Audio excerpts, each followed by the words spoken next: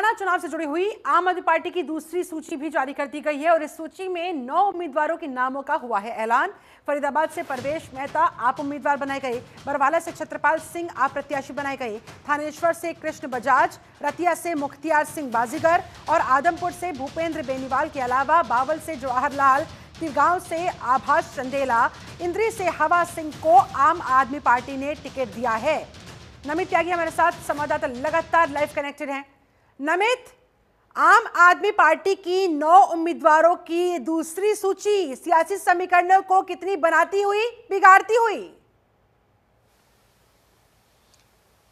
देखिए, बिल्कुल निश्चित तौर पर न केवल कांग्रेस बल्कि बीजेपी के लिए भी एक सोचने वाली बात है और गंभीर स्थिति आम आदमी पार्टी ने पैदा कर दी है कि हरियाणा के अंदर अब तीसरा विकल्प आम आदमी पार्टी खुद को बता रही है और यही वजह है कि 29 उम्मीदवार अब आम आदमी पार्टी उतार चुकी है। 2 लिस्ट आ चुकी हैं और जो संभावनाएं जताई जा रही हैं, आज शाम तक तीसरी जो लिस्ट है वो भी आम आदमी पार्टी की जारी हो जाएगी। यानी कि आम आदमी पार्टी ने जो बात कही थी कि हम 90 सीटों पर चुनाव लड़ने के लिए पूरी तरीके से तैयार हैं, उस पर देखना होगा कि आम आदमी पार्टी अब तीसरी लिस्ट कब जारी करेगी। लेकिन हाँ, ये जरूर है कि अब आम आदमी पार्टी का जो गठबंधन कांग्रेस के साथ होना था वो पूरी तरीके से खत्म हो गया है, क्योंकि पहले से डिसाइड था कि अगर गठबंधन होगा तो उसमें फिर आम आदमी पार्टी जो है वो 10 सीटों की मांग करी थी, लेकिन वहां पर सहमति बन नहीं पाई थी और ये गठबंधन टूटेगा इसकी संभावना तब और ज्यादा तेज हो गई थी जब कांग्रेस की तरफ से 2 लिस्ट निकाली गई और उसके बाद आम आदमी पार्टी की जो पहली लिस्ट कल 20 उम्मीदवारों की आई, उन 20 उम्मीदवारों में से 11 सीटों पर ऑलरेडी कांग्रेस पहले से ही अपने उम्मीदवार उतार चुकी थी और उसके बाद कल आम आदमी पार्टी की जो पहली लिस्ट आई, आम आदमी पार्टी ने भी उन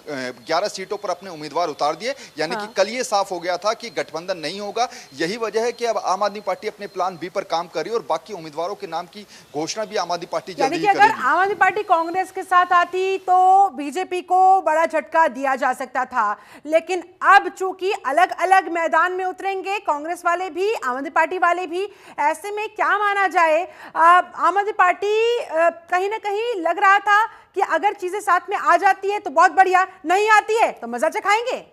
निश्चित तौर पर अगर आम आदमी पार्टी और कांग्रेस साथ में चुनाव लड़ती है तो फिर कांग्रेस को कोई डर होता नहीं, क्योंकि बीजेपी जो है वो अलग स्टेट पर पार्टी चुनाव लड़ रही है, लेकिन आम आदमी पार्टी को ये माना जाता है कि कई जगह वो वोट भी काटती है जिन राज्यों के अंदर आम आदमी पार्टी का इतना वर्चस्व नहीं है। हमने देखा गुजरात के अंदर भी उनका ठीक ठाक वोटिंग परसेंटेज था, कई सीटों पर आम आदमी पार्टी ने बाकी दूसरे विधायकों के वोट कम किए और यही स्थिति हमें हरियाणा में भी देखने को मिलेगी कि कई ऐसी मजबूत सीटें हैं जहां पर कांग्रेस सीधे सीधे जीत रही है, लेकिन वहां पर आम आदमी पार्टी सेंधमारी कर सकती है वोटों के मामले में, वहां पर वोट काट सकती है आम आदमी पार्टी। इसलिए इसका ज्यादा जो नुकसान है वो कांग्रेस पार्टी को ही उठाना पड़ सकता है। इसी को देखते हुए स्टार्टिंग में कांग्रेस पार्टी ने चाहा कि गठबंधन हो जाए, लेकिन गठबंधन पर सीटों पर सहमति नहीं बन पाई। अब ये भी इसमें देखना होगा शिल्पा कि ये हरियाणा का इलेक्शन तो निमट जाएगा, लेकिन उसके बाद 6 महीने बाद फिर दिल्ली में भी चुनाव आना है। वहां पर आम आदमी पार्टी, वहां पर कांग्रेस चाहेगी कि गठबंधन हो आम आदमी पार्टी से, लेकिन वहां पर इस फैसले को भी आम आदमी पार्टी देखेगी कि हरियाणा में कांग्रेस ने हमसे गठबंधन नहीं किया तो फिर हम दिल्ली में आके गठबंधन झटका दिया था। ये सारे फैक्टर्स